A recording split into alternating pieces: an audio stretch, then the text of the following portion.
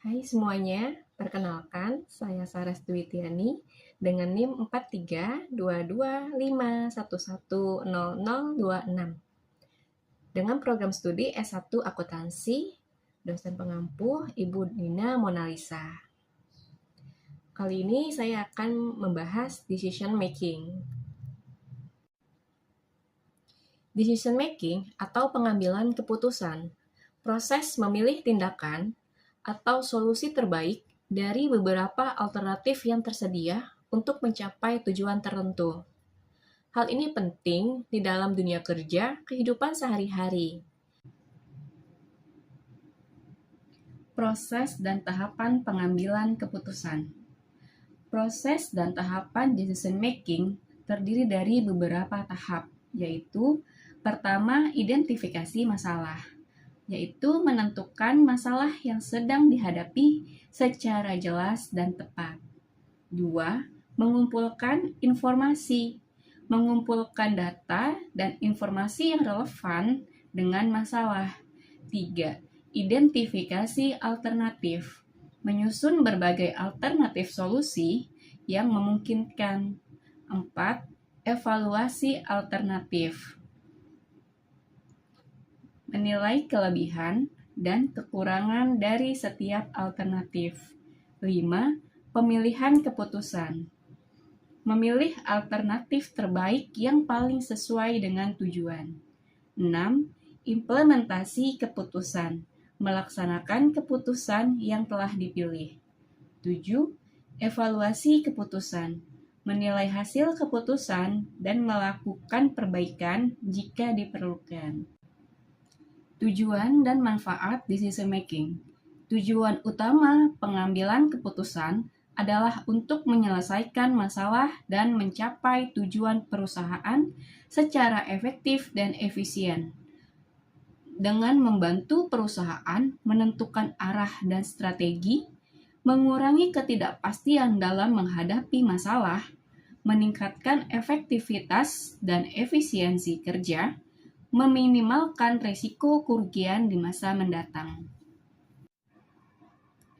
Jenis-jenis decision making.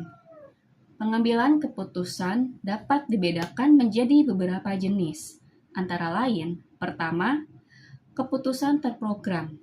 Keputusan ini bersifat rutin dan berulang, biasanya sudah memiliki prosedur yang baku. 2. Keputusan tidak terprogram. Keputusan yang diambil untuk masalah baru dan tidak terstruktur. 3. Keputusan strategis.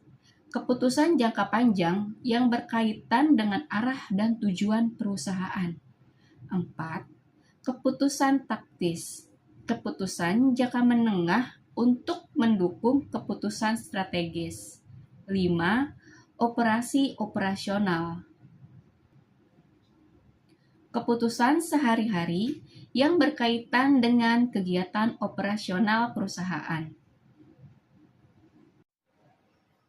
Perusahaan Kaula Putro, sebuah perusahaan yang pernah berada di puncak kesuksesan. Angka penjualan tinggi dan keuntungan terus meningkat. Hal ini diraih berkat kerjasama tim.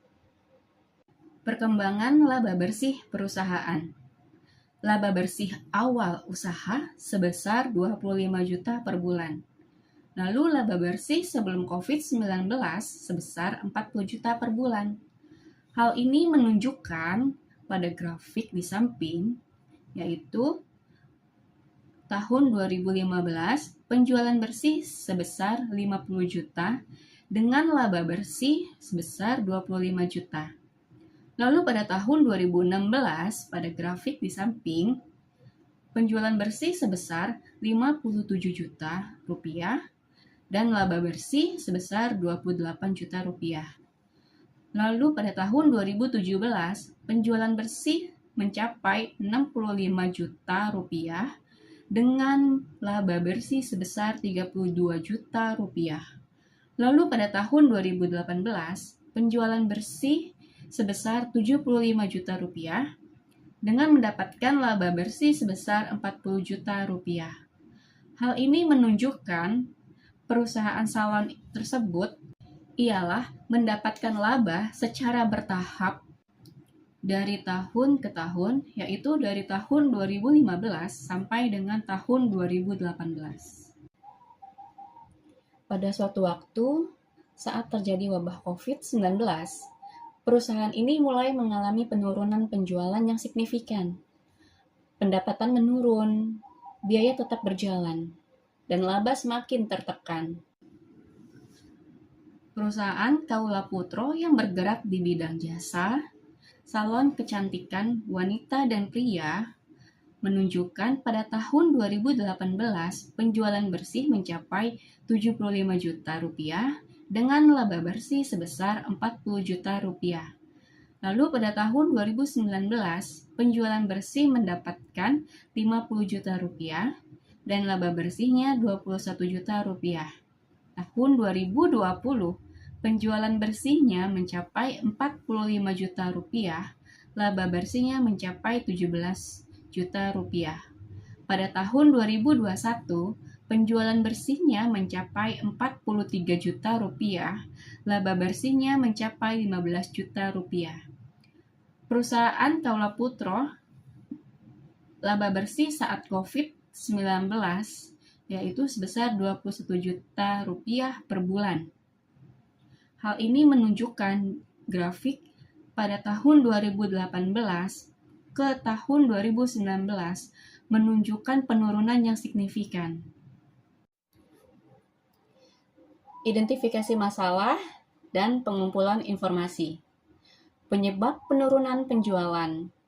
Penurunan ini disebabkan oleh beberapa faktor, seperti adanya persaingan yang semakin ketat, perubahan tren dan kebutuhan konsumen, strategi pemasaran yang kurang efektif, kualitas produk ataupun layanan yang menurun, menyebabkan adanya keluhan pelanggan. Penurunan penjualan berdampak langsung pada laba perusahaan. Penurunan jumlah pelanggan akibat pandemi, pendapatan yang tidak stabil, biaya operasional tetap berjalan. Analisis masalah. Langkah yang harus dilakukan, analisis menyeluruh, mulai dari laporan penjualan, perilaku konsumen, hingga kinerja internal perusahaan. Lalu, peran manajer dalam decision making. Sebagai seorang manajer, kita harus tetap tenang. Tidak boleh panik. Keputusan yang tepat harus diambil berdasarkan data, analisis, dan strategi yang matang. Lalu, perbaikan strategi. Perusahaan dapat melakukan perbaikan strategi seperti inovasi produk, meningkatkan kualitas layanan, mengoptimalkan pemasaran digital, menekan biaya yang tidak efisien, bernegosiasi ulang dengan supplier. Alternatif keputusan.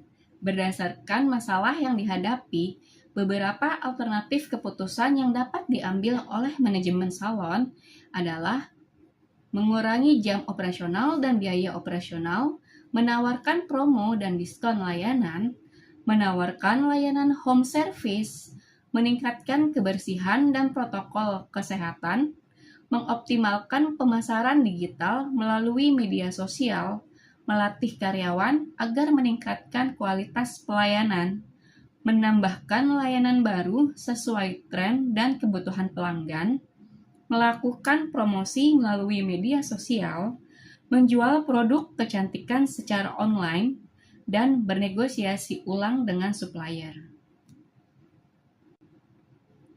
Keputusan yang diambil setelah melakukan evaluasi terhadap setiap alternatif, manajemen salon memutuskan untuk pertama, meningkatkan kualitas layanan dan kebersihan salon. 2. Melatih karyawan agar meningkatkan kualitas pelayanan. 3. Menambahkan layanan baru seperti hair coloring dan hair spa. 4. Memberikan promo harga untuk menarik kembali pelanggan. 5. Mengoptimalkan pemasaran digital melalui media sosial. 6. menjual produk kecantikan secara online. 7. Menyesuaikan biaya operasional agar lebih efisien. 8. Memberikan layanan home service. Keputusan ini diambil karena dinilai mampu meningkatkan daya saing salon tanpa harus menurunkan kualitas layanan. Implementasi keputusan. Keputusan tersebut mulai diimplementasikan selama kurang lebih 3 bulan. Hasil menunjukkan bahwa jumlah pelanggan meningkat, pendapatan salon mengalami kenaikan, tingkat kepuasan pelanggan meningkat berdasarkan hasil survei sederhana. Evaluasi produk dan pasar. Manajer perlu mengevaluasi apakah produk masih relevan dengan kebutuhan pasar dan mendengarkan langsung pendapat dari pelanggan, baik itu pendapat tentang kekurangan maupun kelebihan dari produk tersebut. Evaluasi keputusan. Hasil dari keputusan tersebut menunjukkan bahwa setelah pandemi berakhir, pendapatan salon perlahan mulai meningkat. Hal ini membuktikan bahwa decision making yang tepat mampu membantu perusahaan bertahan dan kembali berkembang. Pengambilan keputusan dan implementasi. Keputusan yang telah diambil harus dijalankan dengan cepat dan konsisten. Kerjasama tim yang baik, serta melibatkan seluruh tim perusahaan. Decision making memiliki peran yang sangat penting dalam menjaga keberlangsungan perusahaan salon wanita dan pria, penurunan laba bersih akibat wabah COVID-19 menuntut manajemen untuk mengambil keputusan yang cepat dan tepat. Dengan strategi yang baik, perusahaan mampu meningkatkan kembali laba bersihnya bertahap setelah pandemi. Keputusan manajerial yang baik harus didukung oleh data keuangan yang akurat, bukan hanya intuisi. Dengan keputusan yang tepat, kepemimpinan yang kuat, kerjasama seluruh tim, dan strategi yang efektif, perusahaan memiliki peluang besar untuk bangkit dan kembali berkembang. Terima kasih atas perhatiannya. Jika ada salah kata, kurang dan lebihnya saya mohon maaf. Wassalamualaikum warahmatullahi wabarakatuh.